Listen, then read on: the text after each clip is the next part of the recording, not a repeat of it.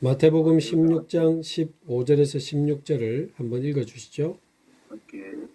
Numut tumbala ma kaurun kiya kiyanava dai onge nesusek.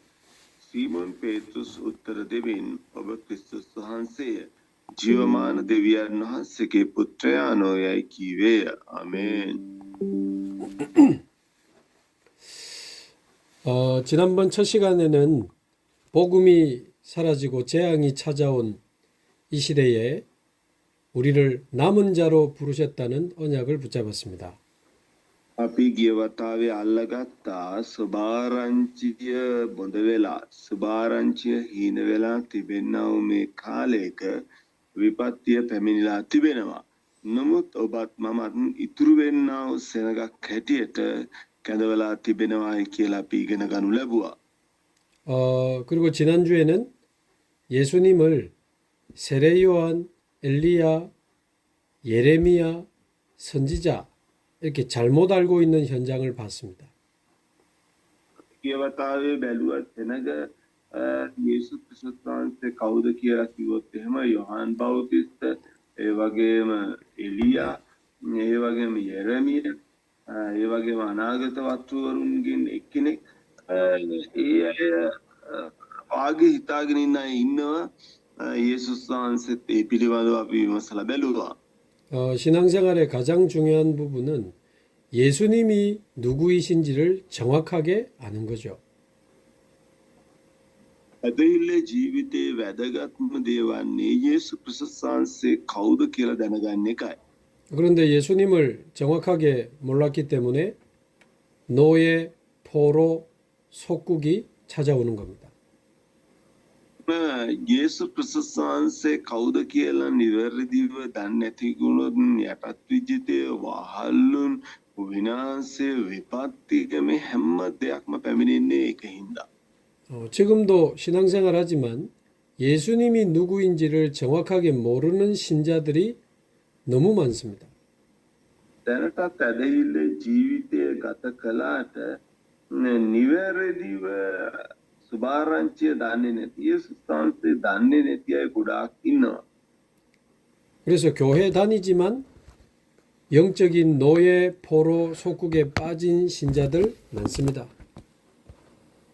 සභාවට ගියත් වහල්කම තුළ ඒ වගේම යටත් විජිතේ තුළ ඒ වගේම නොයෙකුත් විපත්ති තුළ ඒ වගේ දේවල් තුළ ගමන් කරන අපිට දකින්න පුළුවන්.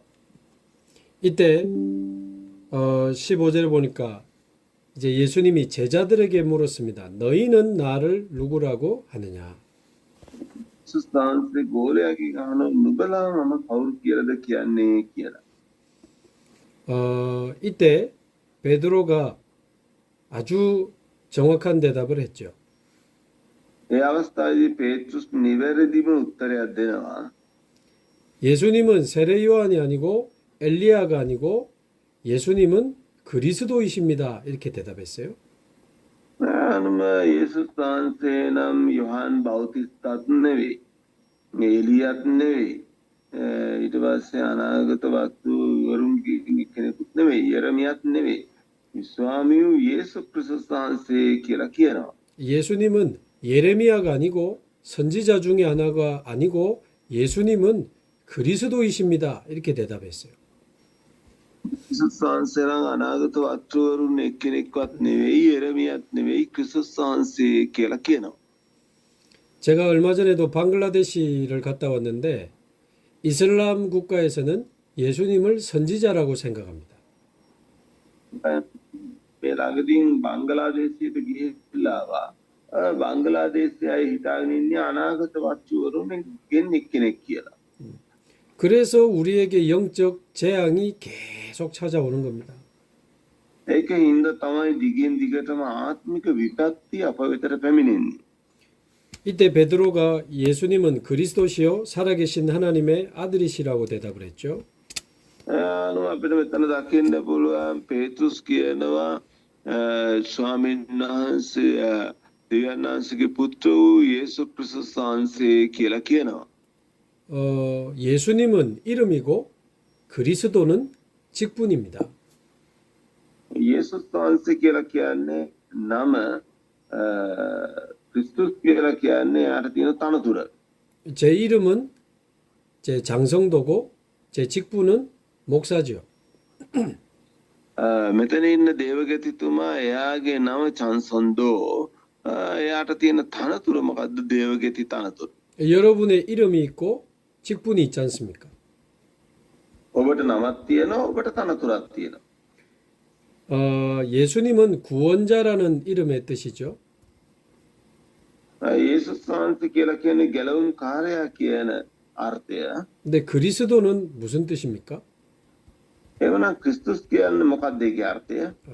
헬라어인데 기름 부음 받은 자라는 뜻입니다. ග්‍රීක් භාෂාවෙන් ආලේපලත් තැනැත්තා කියන එකයි. 기름 부음 받은 자라는 뜻은 무슨 뜻일까요? ආලේපලත් තැනැත්තායි කියන එකේ අර්ථය මොකද්ද? 구약에 하나님이 그리스도를 설명하시기 위해서 세 가지 직분을 만들었습니다. අරණ ගිවිසුමේ ක්‍රිස්තුස් කියන එක විස්තර කරන පිණිස තනතුරු තුනක් තිබුණා ඒ පිළිබඳව විස්තර කළා. 선지자, 제사장, 왕이지요. අනාගත වක්තෘතුමා උත්තම පූජකයා රජතුමා. 이 세 가지 직분을 만드신 이유는 장차 오실 그리스도를 설명하기 위해서입니다. මේ තනතුරු තුනම විස්තර කරේ පැමිණෙන්න සිටිනා වූ 예수 ක්‍රිස්තුස් වහන්සේ උදෙසායි. 선지자는 하나님 떠난 사람들이 하나님께로 돌아올 수 있도록 길을 알려주는 사람입니다. අනාගත වක්තෘවරයා කියලා කියන්නේ දෙවිපියාණන් වහන්සේගෙන් වෙන් වුණා වූ මිනිසයා දෙවිපියාණන් වහන්සේ වෙතට මඟ පෙන්වන්නා වූ මිනිසයා. 선지자는 하나님 만나는 길을 알려주는 사람이 선지자죠.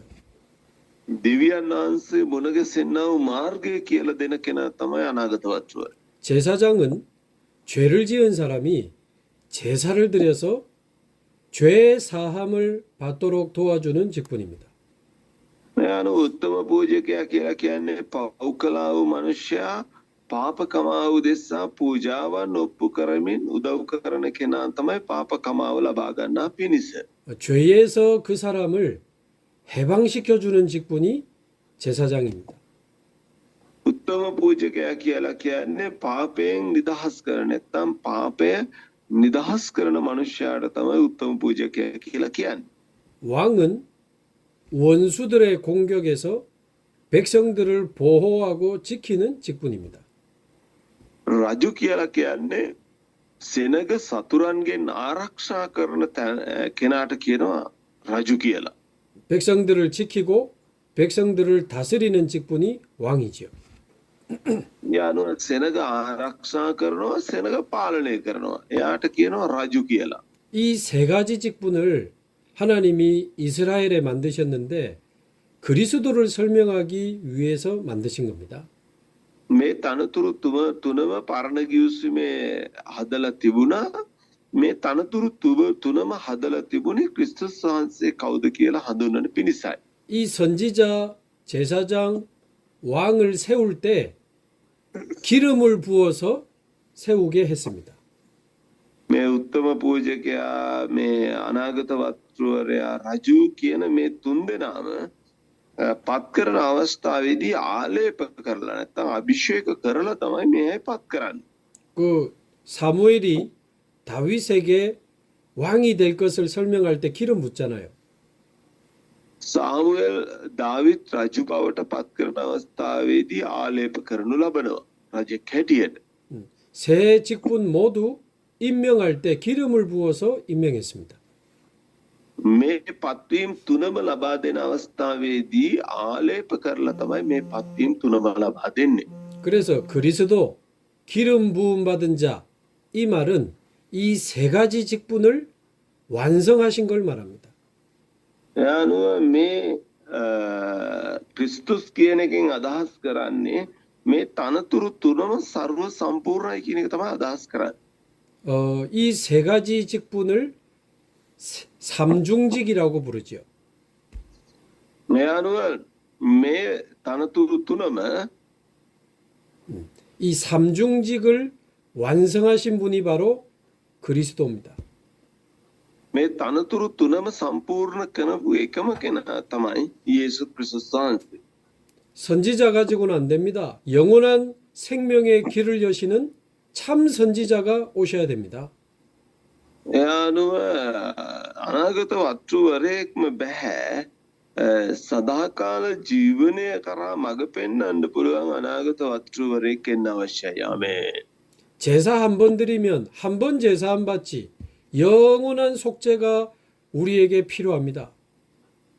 එයා අනුව අපිට පූජාවන් ඔප්පු කරන්න පුළුවන් පූජකෙක් හැටියට නමුත් සදාකාලික පූජාවක් හැටියට ඔප්පු කරන්න පුළුවන් කෙනෙක් පැමිණෙන්න අවශ්‍යයි. 우리를 모든 죄에서 단번에 영원히 속죄하신 참 제사장이 그리스도입니다. අපේ සියලුම පාපයන් උදෙසා පාප පූජාවක් නැත්නම් සාන්තිකර පූජාවක් ලෙස සදාකාලික පූජාවක් ලෙස පූජා වුණා වූ එකම තැනන් වහන්සේ තමයි අපේ ස්වාමියෝ 예수 그리스도ස් වහන්සේ. 창세기 3장 15절에 보면 하나님이 뱀 속에 들어간 사단 보고 원수라는 단어를 썼습니다. 원수. ඥානෝ අපිට උත්පත්ති තුනේ දකින්න පුළුවන් සතුරා කියන වචනය පාවිච්චි කරනු ලබනවා. 인류의 진짜 원수는 사단입니다. මනුෂ්‍ය සංහතියටම සිටින්නා වූ සැබෑ සතුරා නම් සාතන්. 그래서 마귀의 일을 멸하신 참된 왕이 그리스도입니다. යක්ෂයාගේ ක්‍රියා විනාශ කළා වූ සැබෑ රජතුමා 예수 그리스도ස් වහන්සේ වනවා. 그래서 예수님을 그리스도로 고백했다는 것은 이 세 가지 직분을 완성하셨다는 뜻입니다. 예수ස් කියන ගැලවුම්කාරයෙක් ඉන්නවා. එයාට ක්‍රිස්තුස් කියලා කියන්නේ කියන්න පුළුවන්කම ලැබෙන්නේ මේ තනතුරු තුනම එයා සම්පූර්ණ කළා තියෙන හින්දා. 우리가 예수를 믿어야 되는 이유는 예수님이 좋은 분이고 훌륭한 분이기 때문이 아닙니다. අපි 예수 그리스도ස් වහන්සේ අදහන්න අවශ්‍ය උන්වහන්සේ දක්ෂ වූ ප්‍රසිද්ධ වූ කෙනෙක් හින්දා නෙවෙයි. 예수님이 그리스도이기 때문에 우리는 예수님을 믿어야 됩니다. 예수ස් වහන්සේ ක්‍රිස්තුස් හින්දා තමයි උන්වහන්සේ අදහන්න අවශ්‍ය වෙන්නේ. 예수님은 우리에게 영원한 생명의 빛을 주시는 참 선지자입니다. 예수ස් වහන්සේ නම් අපිට සදාකාලික ජීවනයේ ආලෝකය ලබා දෙන්නා වූ තැනන් වහන්සේව සිටිනවා. 요한복음 1장 4절 생명의 빛으로 오신 그리스도. යොහාන් 1:4 ජීවනයේ ආලෝකය ලෙස පැමිණියා වූ 예수 그리스도ස් වහන්සේ. ආමේන්. 로마서 8장 2절에 보면 죄와 사망의 법에서 우리를 해방하셨다고 기록되어 있습니다. පාපේ ව්‍යවස්ථාවේ සහ පාපේ ව්‍යවස්ථාවේ සහ මරණේ ව්‍යවස්ථාවෙන් අපිව නිදහස් කළා වූ තැනන් වහන්සේ. රෝමා 8:2. 모든 죄와 사망에서 우리를 해방하시는 참 제사장 되신 그리스도. පාපේ සහ මරණයෙන් සැබවින්ම නිදහස් කරන්න පුළුවන්කම තිබෙනා වූ සැබෑ උත්තම පූජකෙක් වන 예수 그리스도ස් වහන්සේ. ආමේන්. 요한 1서 3장 8절 마귀의 일을 멸하신 참된 왕이신 그리스도. එක යොහාන් 3:8 යක්ෂයාගේ ක්‍රියා සැබවින්ම විනාශ කරන්නා වූ 예수 그리스도ස් වහන්සේ. ආමේන්. 그래서 이 세 가지 직분을 완성하신 분이 그리스도입니다. මේ තනතුරු තුනම සම්පූර්ණ කරපු කෙනා තමයි 예수ස් වහන්සේ. 혹시 이제 부처가 그리스도라면 우리는 부처를 믿어야 돼요. ඇත්තටම බුද්ධ ක්‍රිස්තුස් නම් අපි බුද්ධ විශ්වාස කරන්න ඕන. 공자가 그리스도라면 우리는 공자를 믿어야 됩니다. යානු රජු ක්‍රිස්තුස් නම් අපි රජු විශ්වාස කරන්න ඕන. 마호메트가 그리스도라면 우린 마호메트를 믿어야 됩니다. මොහමද් 크리스토스나 모하mmad විශ්වාස කරන්න ඕන. 그러나 오늘 성경은 예수님이 바로 그리스도라고 말하고 있는 겁니다. නමුත් අපිට බයිබලයේ කියන්නේ යේසුස් වහන්සේ තමයි ක්‍රිස්තුස් වහන්සේ කියලා මේ. 예수님이 바로 그리스도입니다. යේසුස් වහන්සේ තමයි ක්‍රිස්තුස් වහන්සේ වන්නේ. ආමේන්. 자, 그러면 여기 있는 분들은 다 목사님들이고 중요한 분들이니까 이렇게만 알아가지고는 안 됩니다. මෙතන ඉන්නේ පාස්ටර්ස්ලා හින්දා මේ තරමට දැනගෙන හරියන්නේ නැහැ. 왜 예수님이 그리스도로 오셔야만 했는가? ඇයි යේසුස් වහන්සේ ක්‍රිස්තුස් වහන්සේ ලෙස මේ පොළොවට එන්න අවශ්‍යම තිබුණේ මොකක්ද හේතුව? 예수님이 그리스도로 오신 이유를 알아야 됩니다. යේසුස් වහන්සේ ක්‍රිස්තුස් වහන්සේ ලෙස පැමිණියා නම් ඒ හේතුව දැනගන්න අවශ්‍යයි. 그 이유를 알고 그리스도를 믿는 것이 너무 중요합니다. ඒ හේතුව දැනගෙන ක්‍රිස්තුස් වහන්සේ අදහන එක ඉතාම වැදගත්. ආමේන්. 자, 그러려면 첫 번째 알아야 되는 것이 하나님이 창조하신 원래 인간을 알아야 됩니다. එහෙමනම් දෙවියන් වහන්සේ මුලින් සෑදුවා වූ මනුෂ්‍යයා කවුද කියලා අපි පළමුව දැනගන්න අවශ්‍යයි. 창세기 1장에 나오는 하나님이 창조하신 원래 인간, දීපියාණන් වහන්සේ උත්පත්ති එකේ සෑදුවා වූ මුල් මනුෂ්‍යයා කවුද කියලා දැනගන්න අවශ්‍යයි. 이 눈으로 나를 봐야 가장 정확한 나를 알 수 있습니다. ඒ ඇස් වලින් මන් දිහා බැලුවම තමයි හරියටම මම කවුද කියලා දැනගන්න පුළුවන්කම තියෙන්නේ. 이 창세기 1장이 말하고 있는 내가 진짜 납니다. උත්පත්ති පළවෙනි පරිච්ඡේදයේ කතා කරමින් ඉන්නා වූ මම ඇත්ත මම එයයි. 창세기 1장이 말하고 있는 내가 원래 나요, 진짜 나요, 가장 정확한 나입니다. ඒ අනුව උත්පත්ති පළවෙනි පරිච්ඡේදයේ කතා කරන්නා වූ මම ඇත්තම මම එයයි. සම්පූර්ණ මම එයයි. ඒ මුල්ම මගේ ස්වරූපේ තිබුණා වූ මමත් එයයි. 이 눈으로 스리랑카 사람들을 봐야 그 사람들을 가장 정확하게 볼 수 있습니다. මේ ඇස් වලින් ශ්‍රී ලාංකිකයන් දෙස බලන්න අවශ්‍යයි. එතකොට තමයි අපි කවුද කියලා දැනගන්න පුළුවන්කම ලැබෙන්නේ. 첫사람 아담에게만 주신 게 아니고 모든 사람에게 하나님이 주기 원하셨던 모습입니다.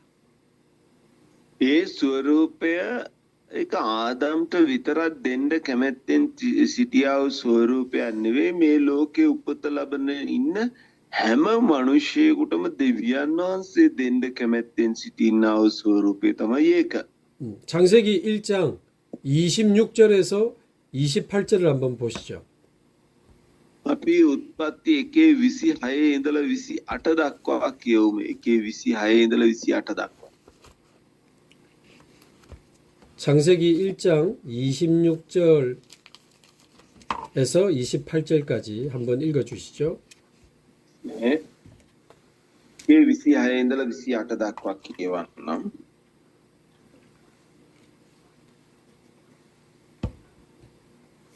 අවද දෙවියන් වහන්සේ අපගේ ස්වරූපයෙන් අපගේ සමානත්වය ලෙස මනුෂ්‍යයා සාදම්හ. ඔහු මොහොතේ මත්ස්‍යයන් කෙරෙහිද ආකාශයේ පක්ෂීන් කෙරෙහිද තිරිසනුන් කෙරෙහිද මුළු පොළොව කෙරෙහිද පොළොවේ පිට බඩගා යන සියල්ලන් කෙරෙහිද ආණ්ඩු කෙරෙත්වායි කීසේක. දෙවියන් වහන්සේ තමන් ස්වරූපයෙන් මනුෂ්‍යයා මැවූසේක. දෙවියන් වහන්සේගේ ස්වරූපයෙන් ඔහු මැවූසේක. පුරුෂයාද ස්ත්‍රියද කොට ඔවුන් මැවූසේක. දෙවියන් වහන්සේ ඔවුන්ට ආශිර්වාද කළසේක.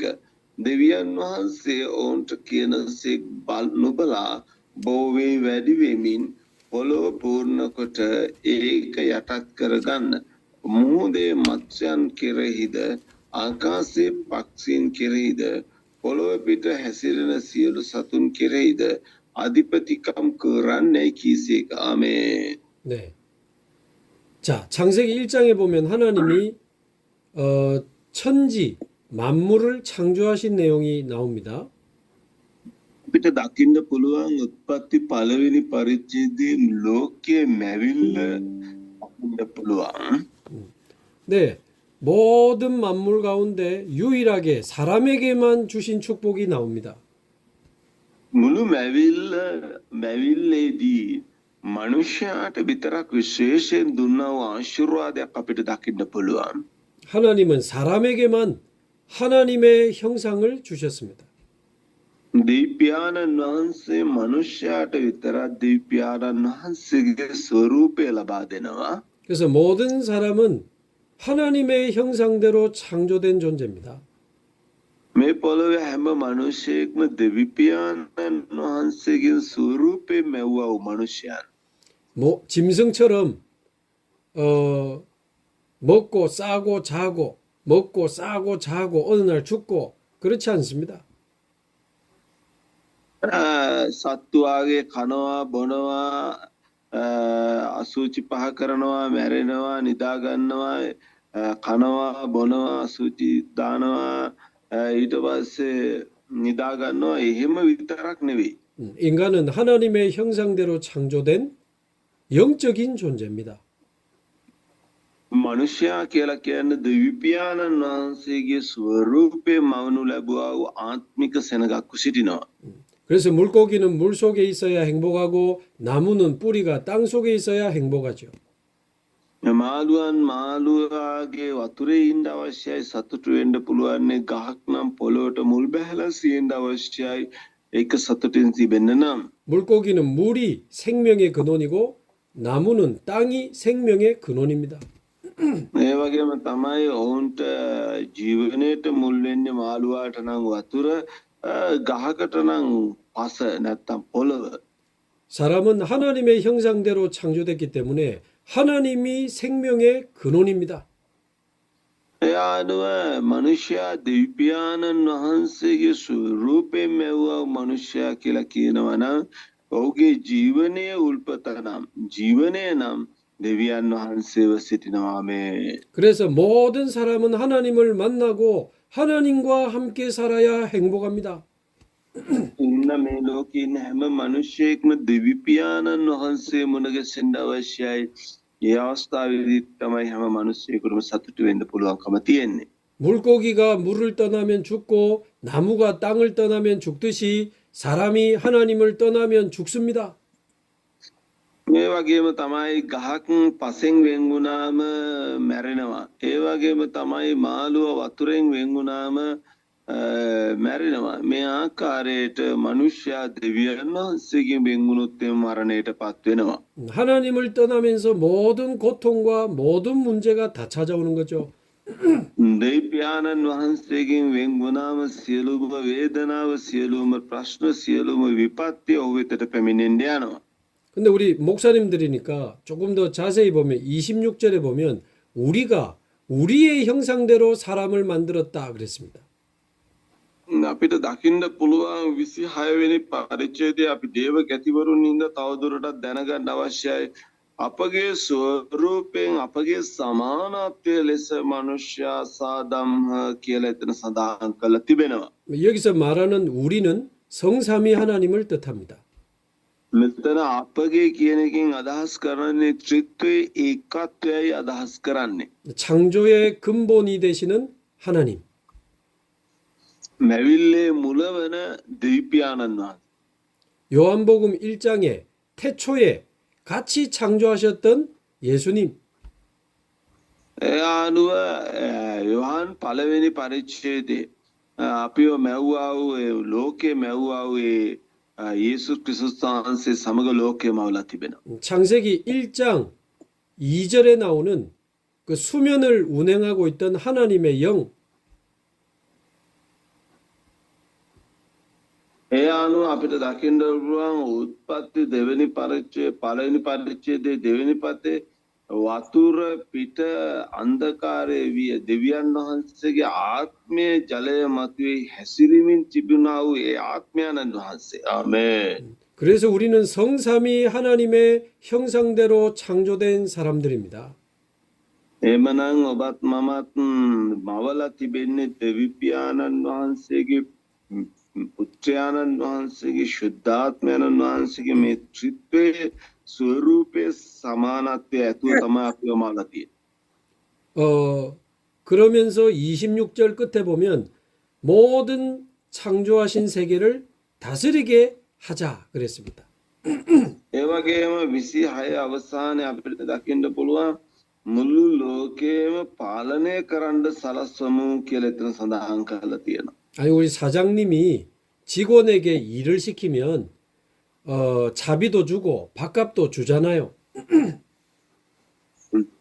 ඒ අනුව අපේ කර්මාන්ත ශාලාවක සේවකයෙක් වැඩ කරනකොට එයාට බස් ගාස්තුවක් දෙනවා, ඒ වගේම කෑමක් දෙනවා.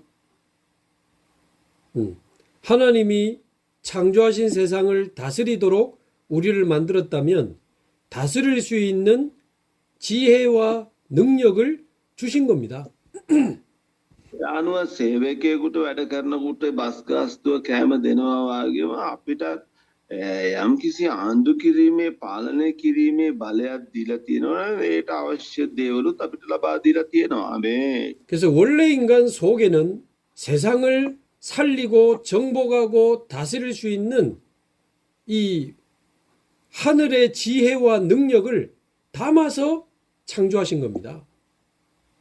පියාණන් වහන්සේ මුල් මනුෂ්‍යයා මවනකොට ලෝකය ආණ්ඩු කරමින් පාලනය කරන එක වගේම ලෝකයට ජීවයක් දෙන දෙවිපියාණන් වහන්සේගෙන් වූ ප්‍රඥාවක් ඇතුව තමයි මේ මුල් මනුෂ්‍යයා මවනු ලැබුවේ. ආමේන්. 그 아담이 자기에게 나오는 모든 동물의 이름을 짓는 장면이 나오잖아요. බයිබලයේ දකින්න පුළුවන් මේ ලෝකේ හැම සතෙක්ම නම් තියෙන පිණිස ආදම්ට එවැනි ප්‍රඥාවක් තිබුණා. 그 위에서 주시는 보좌의 지혜와 능력이 그들 속에 있었던 겁니다. මේ ප්‍රඥාව ඉහළින් පැමිණෙන්නව ස්වර්ගීක ප්‍රඥාවකින් සරසලා තිබුණ ආදම්. ආමේන්. 그리고는 28절에 보면 온 세상을 정복하고 다스리는 사명을 주신 거죠. ඒ වගේම මුළු ලෝකයේ අධිපතිකම් කරමින් පාලනය කරන්න පුළුවන් සේවයක් ලබා දුන්නා. ආමේන්. 자, 이거를 정리하면 원래 인간의 모습은 어떤 모습이었습니까? මේක අපිව බැලුවොත් එහෙම මුල් මනුස්සයාගේ ස්වරූපය මොන වගේ ස්වරූපයක්ද තිබුණේ? 성삼위 하나님의 형상을 가지고 보좌의 지혜와 능력을 가진 사람이었습니다. අනුව ත්‍රිත්වයේ ස්වරූපය සහ සමානත්වය තුළ ඒ වගේම සිංහාසනයේ ප්‍රඥාව සහ බලය සරසුවා වූ මනුෂ්‍යයෙක් තමයි දෙවිපියාණන් වහන්සේ මුලින්ම වූ මනුෂ්‍යයා. ආමේන්. 그러면서 세상을 살리고 정복하는 어마어마한 축복을 받은 사람이 원래 인간입니다. අනුව ලෝකයාට ජීවයක් දෙමින් ලෝකයේ අධිපතිකම් කරමින් පාලනය කරන්න පුළුවන් ඒක අසාමාන්‍ය ස්වරූපයක් සහ සමානත්වයක් ස්වර්ගීක දෙයක් මනුෂ්‍යයා තුළ තිබුණා. 자, 그런데 두 번째, 이 원래 인간의 축복을 잃어버리는 사건이 생긴 거죠. දෙවැනියට සිදුවෙන්නේ මුල් ස්වරූපේ නැති වෙන්නා වූ තත්ත්වයක් තමයි ඊළඟට සිද්ධ වෙන්නේ. 그게 창세기 3장 사건입니다. ඒක උත්පත්ති 3වෙනි පරිච්ඡේදයේ සිදුවීම. 이 창세기 3장 사건에서부터 모든 문제가 시작이 됩니다. යානෝ උත්පත්ති 3වෙනි පරිච්ඡේදයෙන් තමයි මේ ලෝකයේ සියලුම ප්‍රශ්නවලට ආරම්භය. 첫사람 아담과 하와의 이야기가 나오죠. යානුව පළවෙනි ආදම් සහ ඒව පිළිබඳව අපිට දකින්න. 그래서 아담은 인류의 대표요, 인류의 머리입니다. මනුස්ස සංහතියේ හිසව සිටිනවා. ඒ කියන්නේ මනුස්ස සංහතිය ආරම්භයව සිටිනවා. 그래서 우리는 아담에게서 나온 자고 아담에게 속한 사람들입니다. අපි ආදම් තුලින් තමයි අපි පැවිදිලා තිබෙන්නේ. අපි අයිතිව තිබෙන්නේ ආදම් කියන ඒ පරම්පරාව.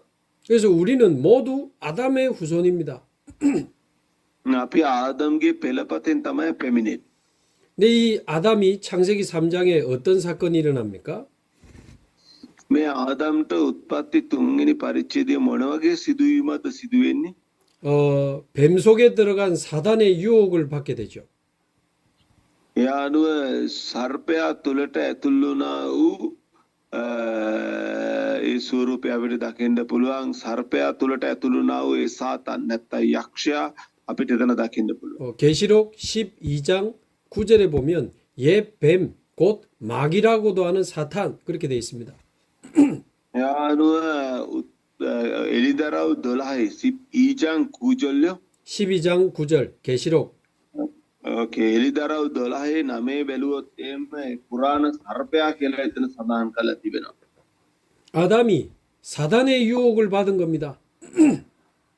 ආදම් සාතන්ගේ බලය තමයි සාතන් තමයි සාතන්ගෙන් පරීක්ෂාවට ලක් වුණා. 그리고는 하나님이 먹지 말라고 하신 선악과를 따먹는 죄를 범한 거죠. දෙවියන්න් වහන්සේ කන්න එපා කිව්වා වූ ඒ ගහෙන් ගෙඩි කාලා ඒ පාපයට වැටීම සිද්ධ වුණා. 하나님의 언약을 깨뜨리는 불신앙의 죄를 지었습니다. දෙවියන්න් වහන්සේගේ ගිවිසුම කඩ කළා වූ නොහැදිලිකාරයෙක් බවට පත් වුණා. 그리고는 하나님을 떠나게 된 거죠.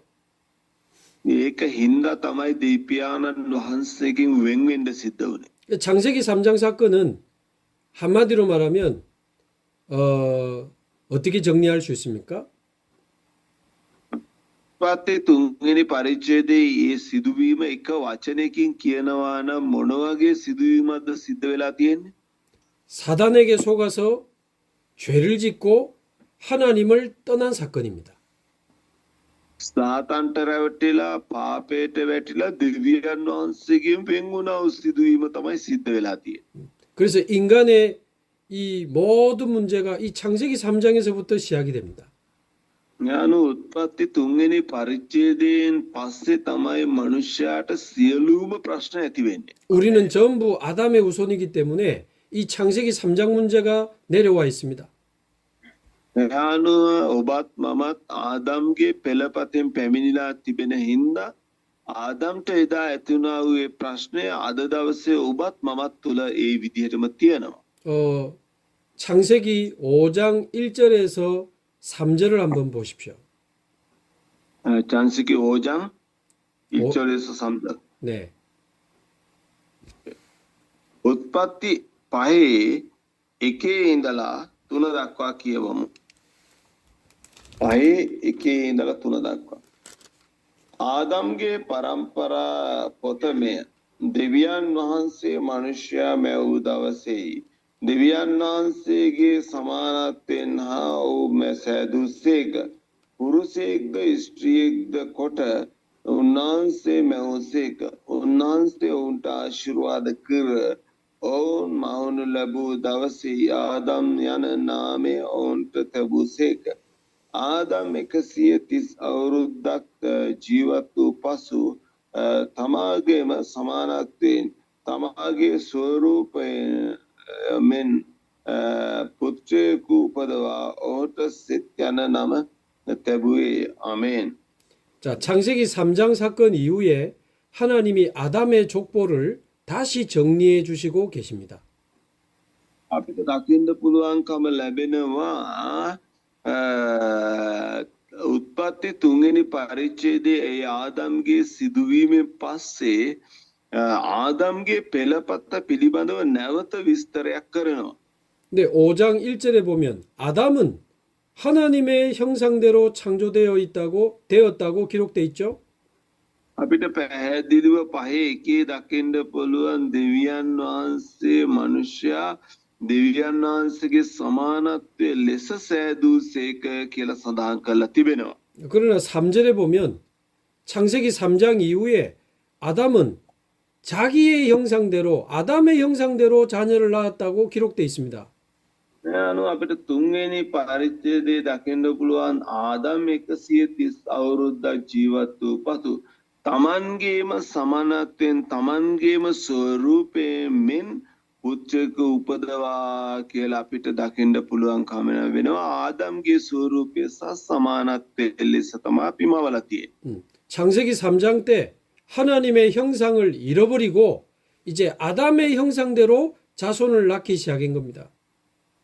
උත්පත්ති තුන්වෙනි පරිච්ඡේදයේ සිදුවීමෙන් පස්සේ දෙවි පියාණන් වහන්සේගේ ස්වරූපය සහ සමානත්වය නැති වෙලා ආදම්ගේ ස්වරූපය සහ සමානත්වය ඇතුව තමයි ඔබත් මමත් ඉපදිලා තියෙන්නේ. 우리는 전부 아담의 후손이거든요.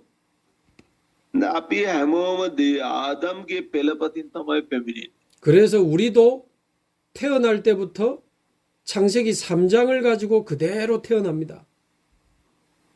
මේ පොළොවේ උපත ලබන හැම මිනිසෙක්ම උත්පත්ති තුන්වෙනි පරිච්ඡේදයේ ඒ සිදුවීම කර්ණ කොටගෙන තමයි උපත ලබමින් ඉන්නේ.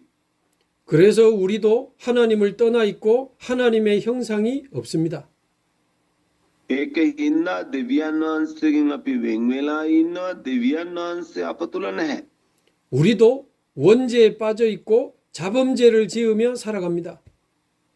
අපි ජම්මික පාපය ඇතුව මේ පොළොවේ උපත ලබනවා. ඒ ජම්මික පාපය ඇතුව තමයි අපි මේ පොළොවේ උපත ලබලා තියෙන්නේ. 눈에 보이지 않는 마귀의 지배 아래 우리도 갇혀 있습니다.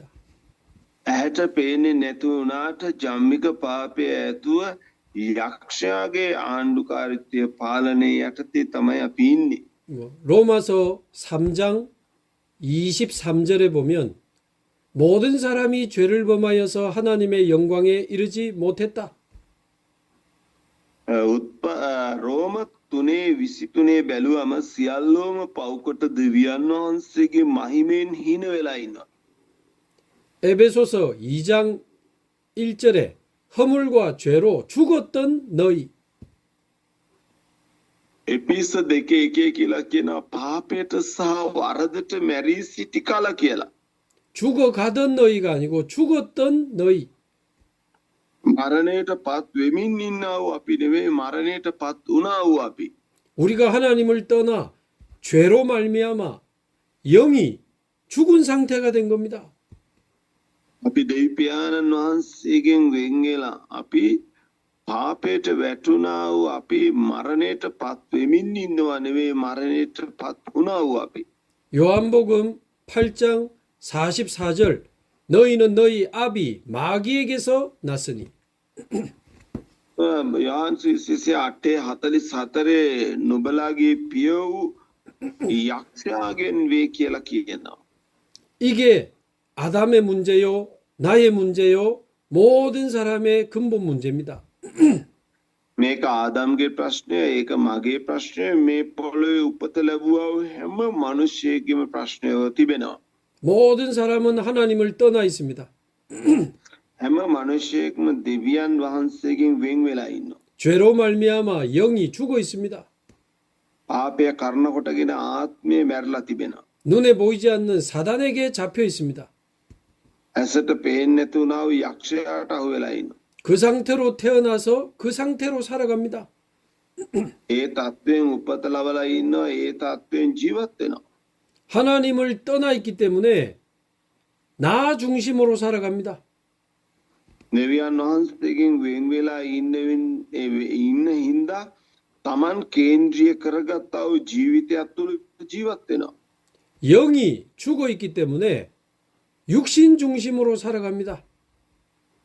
ආත්මය මැරිලා තිබෙන හින්දා මාංශය කේන්ද්‍රීය කරගත්තා වූ ජීවිතයක් ජීවත් වෙනවා. 하나님의 축복을 모르기 때문에 성공 중심으로 살아갑니다. දෙවියන් වහන්සේ වෙන් වෙලා ඉන්න හින්දා සාර්ථකත්වය කියන දේ කේන්ද්‍රීය කරගෙන ජීවත් වෙනවා. 나 중심, 육신 중심, 성공 중심으로 살아갑니다. Taman කේන්ද්‍රීය කරගෙන ආසාවන් සහ තෘෂ්ණාව කේන්ද්‍රීය කරගෙන සාර්ථකත්වය කේන්ද්‍රීය කරගෙන ජීවත් වෙනවා. 그러나 하나님을 떠나 영이 죽어 있고 마음이 비어 있습니다. දෙවියන් වහන්සේගෙන් වෙන් වුණා වූ මනුෂ්‍යයාගේ සිත හිස්ව තිබෙනා වූ සිතක් බවට පත් වෙලා තිබෙනවා. 이 빈 마음을 채울 길이 없습니다. මේ හිස් වුණා වූ සිත පුරවන්න වෙන ක්‍රමයක් නැහැ. 잠언 4장 23절에 보면 무릇 지킬 만한 것 중에 더욱 너의 마음을 지키라 그랬습니다.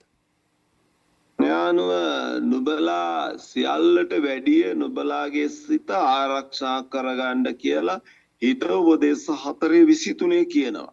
마음을 지키는 망대가 없으니까 많은 우울과 불안한 마음이 막 들어옵니다. ඥානුව සිත ආරක්ෂා කරගන්න ක්‍රමයක් නැති හින්දා මානසික අවපීඩනය ඒ වගේම මානසික පීඩනය මානසික රෝග මානසික ප්‍රශ්න ගොඩාක් ඇති වෙනවා. 외로움과 상처, 미움, 원망 이런 게 막 들어옵니다. ඥානුව දෝෂාරෝපණය වෛරය ඒ වගේම තිත්තකම මේ වගේ දේවල් ගොඩාක් අපගේ සිත් තුළ ඇති වෙනවා. 그 창세기 3장을 자세히 보면 아담이 하나님 떠나면서 막 불안해하고 두려워서 숨는 장면이 나옵니다.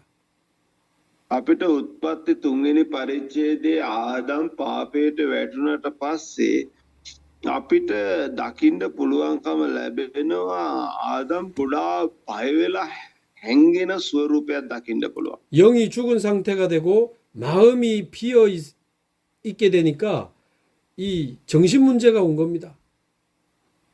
ආත්මය මැරුණා වූ තත්ත්වයක් තුළ හිත හිස්ව තිබෙන්නා වූ ස්වභාවයක් තුළ තමයි ජීවත් වෙන්නේ. 아무도 자기 보고 뭐라고 안 하는데 막 두려워하고 불안해하고 막 숨는 장면이 나옵니다. අපිට දකින්න පුළුවන් තමන් මොනවත් දෙයක් කරපු නැති වුණත් තමන් උපතේ ස්වභාවය අනුව එයා බය වෙලා ඉන්නවා හිත හිස්ව තිබෙනවා මෙන්න මේ වගේ ස්වරූපයක් තුළ තමයි මුළු මනුස්ස සංගතියම ජීවත් වෙන්නේ. 창세기 4장에 보면 가인 마음에 막 분노가 일어나는 장면이 나옵니다. අපිට උත්පත්ති 4වෙනි පරිච්ඡේදයේ දකින්න පුළුවන් කායින්ගේ සිත උදහසේ නැත්තම් කේන්තියෙන් තිබෙනවා කායින්ගේ සිත. 이런 마음의 병과 정신의 병들이 전부 하나님 떠난 영적인 문제에서 시작이 된 겁니다. එයා අනුව මානසික රෝග ඒ වගේම ශාරීරික රෝග ආත්මික රෝග මේ හැම දෙයක්ම ඇති වෙලා තිබෙන්නේ දෙවි පියාණන් වහන්සේගෙන් වෙන් වුණා වූ සිත එක හිස් වෙලා තිබෙනවා මේ ස්වරූපය තුළ තමයි ඇති වෙලා තිබෙන්නේ. 혼자 있을 때 잠 못 자고 시달리는 사람 너무 많습니다. තනියෙන් ඉන්නකොට නිින්ද යන්නේ නැතුව දුක් විඳින අය ගොඩක් ඉන්නවා. 마태복음 11장 28절에 보면 수고하고 무거운 짐을 지고 살아갑니다. එයා අනුව අපිට දකින්න පුළුවන් මතෙව් 11:18 අපිට දකින්න පුළුවන් වෙහෙස වෙන්නා වූ බර උසුලන්නා වූ ගොඩක් අපිට දකින්න පුළුවන්. 사도행전 10장 38절에 보면 마귀에게 눌리면서 막 굉장히 힘들게 살아갑니다. එයා අනුව අපිට දකින්න පුළුවන් ක්‍රියා 10:38 යක්ෂයාට අහු වෙලා ගොඩෝ දුක් විඳීම් තුල ජීවත් වෙන අය අපිට දකින්න පුළුවන්. 사도행전 8장에 사마리아 사람들처럼 육신의 질병에도 막 시달리고 고통당합니다. එයා අනුව ක්‍රියා 8වෙනි පරිච්ඡේදයේ ප්‍රකාරයට සමාරිතයන්ගේ මානසික රෝග ඇතුව ගොඩාක් දුක් විඳිනවා. 하나님을 떠나 영적 문제, 정신 문제, 육신 문제가 막 차근차근 오는 겁니다. ඒ අනුව දෙවියන්න් වහන්සේගෙන් වෙන් වුණා වූ මනුෂ්‍යයා තුළ මානසික ප්‍රශ්න ආත්මික ප්‍රශ්න ශාරීරික ප්‍රශ්න මේ වගේ ප්‍රශ්න පැමිණෙමින් තිබෙන අපිට දකින්න පුළුවන්. 그 상태로 결혼하니까 가정 문제도 오는 겁니다. මේ වගේ තත්ත්වයක් තුළ විවාහ වුණාම පෞල් ප්‍රශ්න ඇති වෙනවා. 그 상태로 자녀를 낳아서 키우니까 자녀 문제도 오는 겁니다. මේ තත්ත්වය තුළ ජීවත් වෙන හින්දා දරුවන්ගේ ප්‍රශ්න ඇති වෙනවා. 그런 가정이 10개, 100개가 모여서 스리랑카가 되고 전 세계가 되죠. ඒ වගේ පෞල් 10ක් තියෙන්නේ නැති 10 100ක් වෙන්නේ නැති 100 1000ක් වෙන්නේ නැති 10 10000ක් වෙන්නේ මේ වගේ තත්ත්වයක් තුළ තමයි මේ ශ්‍රී ලංකා දේශය කියන එක හැදිලා තියෙන්නේ. 지금 전 세계는 정신병과 중독과 자살로 무너지고 있습니다. මේ අනුව මුළු ලෝකයේම මානසික රෝග ඒ වගේම ඇබ්බැහිවීම් මේ වගේ දේවල් හින්දා ආත්මික රෝග ආත්මික ප්‍රශ්න හින්දා මුළු ලෝකයේම විනාශය කරා ගමන් කරමින් තිබෙනවා. 폭력과 살인과 전쟁으로 전 세계는 무너져가고 있습니다. කෝපය ඒ වගේම මනුෂ්‍ය ඝාතන මේ වගේ දේවල් වලින් මුළු ලෝකෙම පිරීලා තිබෙනවා. 어느 날 죽음이 오고 지옥으로 가게 되면 후손에게 영적 문제 그대로 전달됩니다. යානුව මේ විදිහට ජීවත් වෙලා මරණයටපත් වෙනවා ඒ වගේම විනාශය සදාකාල විනාශයට යනවා. හැබැයි මේ පැවැත්ම ලෝකයේ තුල දිගින් දිගටම පරම්පරාවෙන් පරම්පරාවට ගමන් කරමින් තිබෙනවා. 감히 확신 있게 말할 수 있는 것은 이 세상에 일어나고 있는 모든 문제는 창세기 3장에서 시작된 겁니다. යානුව නිවැරදිව නිර්භීතව කියන්න පුළුවන් දෙයක් තියෙනවා. ඒක මොකද්ද කියලා කියනවනම් මේ ලෝකේ හැම ප්‍රශ්නයකටම මුල් වුණේ එදා උත්පත්ති 3 වෙනි පරිච්ඡේදයේ ඒ ප්‍රශ්නය තමයි කියලා. 창세기 3장에서 모든 사람, 모든 가정, 모든 나라의 문제가 시작이 된 겁니다. ඒ අනුව උත්පත්ති 3 වෙනි පරිච්ඡේදයේ තමයි හැම පුද්ගලයෙක්ම හැම පවුලකම හැම රටකම අද තියෙන ප්‍රශ්නයට මුල්ම හේතුව මුල බවට පත් වුණේ උත්පත්ති 3 වෙනි පරිච්ඡේදයේ. 그런데 창세기 3장을 자세히 보면 세 가지 문제입니다. උත්පත්ති 3 වෙනි පරිච්ඡේදය හොඳට පරීක්ෂා කරලා බැලුවොත් එimhe ප්‍රශ්න තුනක් එතන තියෙනවා. 첫 번째 사단에게 속아서, 두 번째 죄를 짓고, 세 번째 하나님을 떠난 겁니다. ඒ අනුව යක්ෂයාට රැවටුණා. දෙවෙනි එක තමයි පාපයට වැටුණා. ඊට පස්සේ ඒකෙන් මොකද වුනේ? දෙවියන් වහන්සේගෙන් වෙන් වුණා. මේ සිදුවීම් තුන තමයි සිද්ධ වුනේ. 그래서 모든 사람에게는 하나님 만나는 길이 필요합니다. ඒකින්ද මේ පොළවේ ඉන්න හැම මිනිසියෙකුටම අත්‍යවශ්‍යම දෙයක් තියෙනවා. දෙවිපියාණන් වහන්සේ මුණ ගැසීම කියන දේ. ආමේන්. 모든 사람에게는 죄사함의 길이 필요합니다. මේ ලෝකයේ හැම මිනිසියෙකුටම පාපයට සමාව ලබා ගැනීම අවශ්‍යව තිබෙනවා. 모든 사람은 마귀의 권세에서 벗어날 수 있는 이 힘이 능력이 필요한 겁니다. යානෝ මේ ලෝකයේ ඉන්න හැම මිනිසියෙකුටම දෙවිපියාණන් වහන්සේ මුණ ගැසීම අවශ්‍යව තිබෙනවා. 요한복음 14장 6절. 요한 14:6 내가 곧 길이요 진리요 생명이니 나로 말미암지 않고는 아버지께로 올 자가 없느니라. මම මාර්ගයේද සත්‍යයේද ජීවනයේද සිටිනවා. මා කරන කොටගෙන හැර දෙවියන් වහන්සේ වෙතට එන්න වෙනත් මාර්ගයක් නැත කියලා කියනවා. 하나님 만나는 길이 되시는 참 선지자가 바로 예수 그리스도입니다.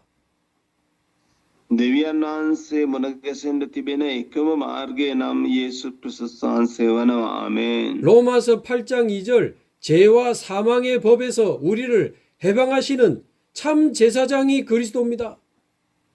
රෝමා 8:2 පාපේද මරණේද විවස්ථාවේ වෙන් කරන්න පුළුවන් එකම කෙනා 예수 ක්‍රිස්තුස් වහන්සේ වනවා. ආමේන්. 요한 1서 3장 8절 마귀의 일을 멸하신 참된 왕이 그리스도입니다. එක යෝහන් 3:8 ප්‍රකාරයට යක්ෂයාගේ ක්‍රියාවන් විනාශ කරන්න පුළුවන් එකම රාජ්‍යතුමා 예수 ක්‍රිස්තුස් වහන්සේ වනවා. ආමේන්. 그래서 하나님이 그리스도를 이 땅에 보내신 겁니다. ඒකින්ද තමයි ක්‍රිස්තුස් වහන්සේ මේ පොළොවට එවනු ලැබුවේ. ආමේන්. 그런데 갑자기 어떤 사람이 나타나서 내가 그리스도다 이렇게 하면 곤란하잖아요. යානු එකපාරම එක්කෙනෙක් ප්‍රකාශ වෙලා මිනිහෙක් කියනවා මම තමයි ක්‍රිස්තුස් කියලා. ඒක අවුල් සහගතයි. 그래서 구약 성경에 그리스도가 어디에 태어나고 어떻게 죽고 어떻게 부활할 것이 다 예언되어 있었습니다. ඒකින්ද ක්‍රිස්තුස් නම් කොහෙද උපත ලබන්නේ එයාට තියෙන තනතුරු මොනවද ඒ හැම දෙයක්ම සඳහන් වෙලා තිබුණේ ක්‍රිස්තුස් නම් මොන වගේ කෙනෙක්ද කියලා අනාගත වස්තුවරු අනාගත වාක්‍ය කියලා තියෙනවා පරණ කිවිසුමේ. 창세기 3장 15절 아담의 후손은 안 되기 때문에 여자의 후손을 보내시겠다고 약속하셨죠? පළවෙනි පොරොන්දුව තමයි ආදම්ගේ පෙළපතින් එන්න බැරි හින්දා උත්පත්ති 3:15 කියන ස්ත්‍රියගේ වංශයෙන් පැමිණෙනවා කියලා. 마리아의 몸을 빌려서 성령으로 잉태하여 이 땅에 오신 여자의 후손 예수님이 바로 그리스도입니다. මරියාගේ කුස පාවිච්චි කරලා මේ පොළොවේ ස්ත්‍රියගේ වංශයෙන් පැමිණියා වූ කෙනා තමයි යේසු ක්‍රිස්තුස් වහන්සේ. ආමේන්. 출애굽기 3장 18절 양의 피를 바르면 모든 저주와 재앙을 넘어가게 하겠다 그랬습니다. එයා අනුව නික්මයාම 18වෙනි පරිච්ඡේදයේ කියනවා සෑම සතෙක්ගේ ලේ ආලේප කරාම 이 විපත්තිය පහව යනවා කියලා. 죄 없으신 하나님의 어린 양 대신 예수, 죄 없이 우리 죄를 위하여 십자가의 보혈을 흘리신 겁니다. මෙයා අනුව පාපේ නැතු යේසු ක්‍රිස්තුස් වහන්සේ මේ පොළොවට ඇවිල්ලා අපේ පාපේ උන්වහන්සේ පිට තබාගෙන උන්වහන්සේ නිදොස්ලේ කියන්නේ පාපේ නැතිලේ අපේ පාපේ උදිස්සා උන්වහන්සේ වගුරුවලා තිබෙනවා. ආමේන්. 그 예수의 보혈이 우리를 모든 죄와 사망에서 해방하시는 겁니다. යේසු ක්‍රිස්තුස් වහන්සේගේ රුධිරය තමයි සියලුම පාපේද මරණේද ව්‍යවස්ථාවෙන් අපිව නිදහස් කරන්න පුළුවන්කම තියෙන්නේ. ආමේන්. 이사야 7장 14절 처녀가 잉태하여 아들을 낳으리니 그 이름을 임마누엘이라 하리라. ඥානෝ යසායා 7:14 කන්‍යාව ගැබ්ගෙන දරුවෙක් බිහි කරන්නේ දරුවට ඉම්මානුኤල් යන්නේ නාම යන නාමය තබන්නේ කියලා කියනවා. 다시 하나님과 함께하는 임마누엘의 축복이 우리에게 임하게 된 겁니다. නැවත ඔබටත් මටත් දෙවියන් වහන්සේ සමග සිටින්න පුළුවන්. ඒ මුල් ස්වරූපයට 임마누엘 ආශිර්වාදය අපි ලබලා තියෙනවා. ආමේන්. 창세기 3장 15절은 여자의 후손으로 와서 사단의 머리를 깨뜨리겠다는 참된 왕에 대한 약속입니다. යානු උත්පත්ති 3:15 කියලා කියන්නේ සැබෑ රජෙක් හැටියට පැමිණලා ඒ සාතන්ගේ බලයෙන් ඔබත් මම නිදහස් කරනවායි කියන එකයි එතනින් සඳහන් වෙන්නේ. 출애굽기 3장 18절은 모든 죄에서 우리를 해방하시는 참 제사장에 대한 약속입니다. ඒ අනුව නික්මයාම 3:18 අපි සියලුම විපත්ති වලින් අපි අප පසු කරගෙන යන්න සලස්වන්නා වූ පොරොන්දුවක් තිබෙනවා. 이사야서 7장 14절은 다시 하나님과 함께하는 참 선지자 그리스도에 대한 약속입니다. එනෝ යසායා 7:14 කියලා කියන්නේ අපි නැවත වතාවක් දෙවි පියාණන් වහන්සේ මුණ ගැසෙන්න සලස්වන්නා වූ ආශිර්වාදය තිබෙනවා. ආමේන්. 주는 그리스도시요 살아계신 하나님의 아들이십니다. ක්‍රිස්තුස් වහන්සේ ජීවමානව දෙවියන් වහන්සේගේ පුත්‍රයාණෝය. 예수님은 창세기 3장 15절의 주인공이십니다.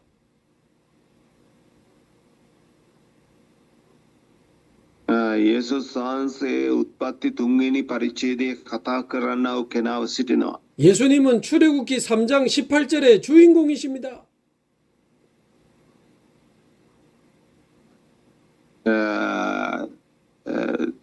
යේසුස් වහන්සේ නික්මයාම 3:18 අයිතිකාරයව සිටිනවා. 예수님은 이사야 7장 14절의 주인공이십니다. යසායා 7:14 නිල බලයලත් කෙනාව සිටිනවා නැත්නම් ඒ අයිතිකාරයව සිටිනවා. යසායා 7:14 그게 바로 예수님이 그리스도라고 하는 고백의 뜻입니다. එතනින් අදහස් කරන්නේ යේසුස් වහන්සේ ක්‍රිස්තුස් වහන්සේමයි කියන එකයි. ආමේන්. 예수님은 사단을 이기신 참된 왕이십니다. යේසුස් වහන්සේ සාතන්ගෙන් ජයගත්තා වූ සැබෑ රජතුමාව සිටිනවා. 모든 죄에서 우리를 해방하시는 참 제사장이십니다.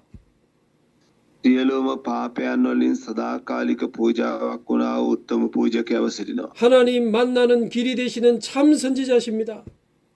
දෙවිපියාණන් වහන්සේ මුණ ගැසෙන්න පුළුවන් එකම මාර්ගය වන මාර්ගය බවට පත්වෙනා වූ අනාගත වස්තුවරයව සිටිනවා. 이 말이 바로 예수가 그리스도라는 고백입니다.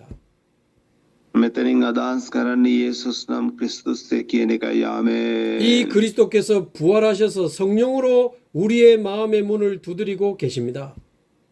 ඒ ක්‍රිස්තුස් වහන්සේ අද දවසේ ඔබගේත් මගේත් හදවතට ක්‍රිස්තුස් වහන්සේ බවට පත් වෙලා අද දවසේ අපගේ හදවතට තට්ටු කරමින් ඉන්නවා. ආමේන්. 계시록 3장 20절에 보니까 우리가 마음의 문을 열면 이 그리스도께서 우리 안에 들어오시겠다고 약속하셨습니다. එළිදරව් 3:20 කියන අපේ සිත විවෘත කරන අවස්ථාවේදී උන්වහන්සේ අප තුළට ඇවිල්ලා වාසය කරනවා කියලා. 요한복음 1장 12절 영원한 하나님의 자녀가 되는 겁니다.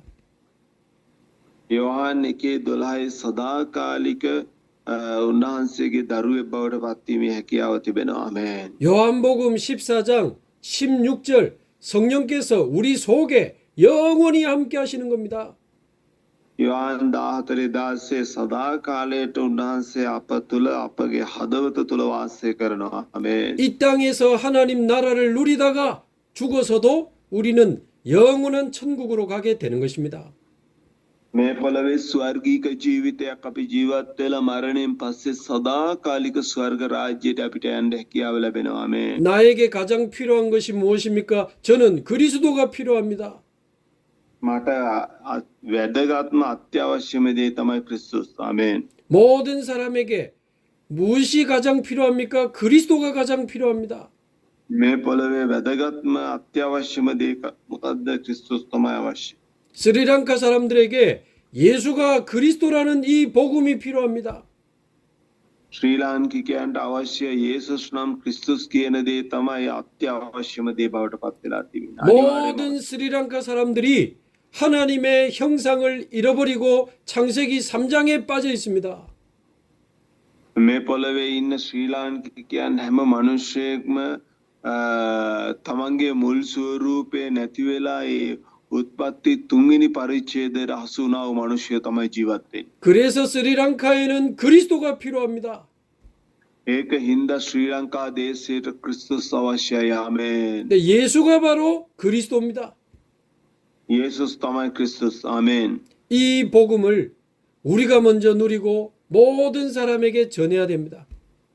මේ සුභාරංචිය පළමුව ඔබත් මමත් භුක්ති විඳින්න අවශ්‍යයි. භුක්ති විඳිනවා විතරක් නෙවෙයි අන් අයට ප්‍රකාශ කරන්න අවශ්‍යව තිබෙනවා. ආමේන්. 이 복음을 전하기로 마음을 먹고 결단한다면 하나님은 우리의 길을 인도하시고 모든 것으로 역사하실 겁니다.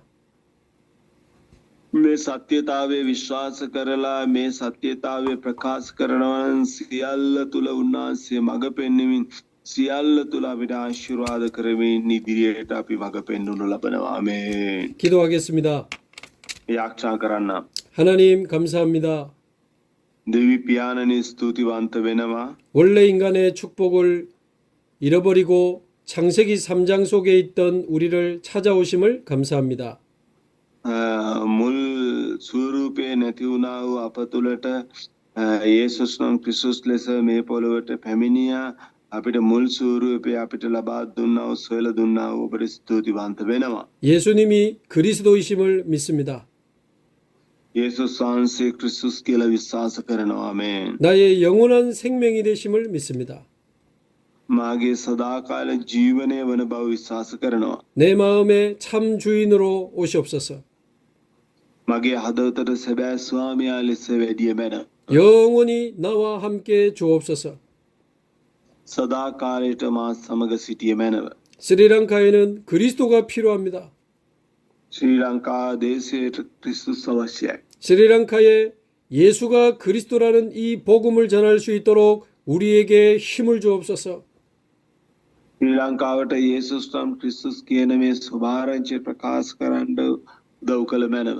보좌의 힘과 지혜와 능력을 주옵소서. සිංහාසනය ප්‍රක්ෂාව බලය ආලේපය අපට දුන මැනව. 온 스리랑카에 그리스도의 복음이 증거되고 하나님의 나라가 임하게 하옵소서.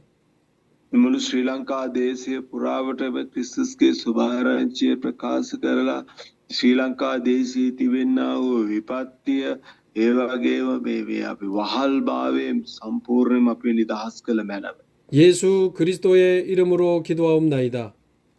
යේසුස් ක්‍රිස්තුස් වහන්සේගේ නාමයෙන් යාච්ඡා කරනු ලබනවා. ආමේන්. 감사합니다. 감사합니다. ආමෙන්. පොඩ විනාඩියක් ඉන්න කියන්න පාස්.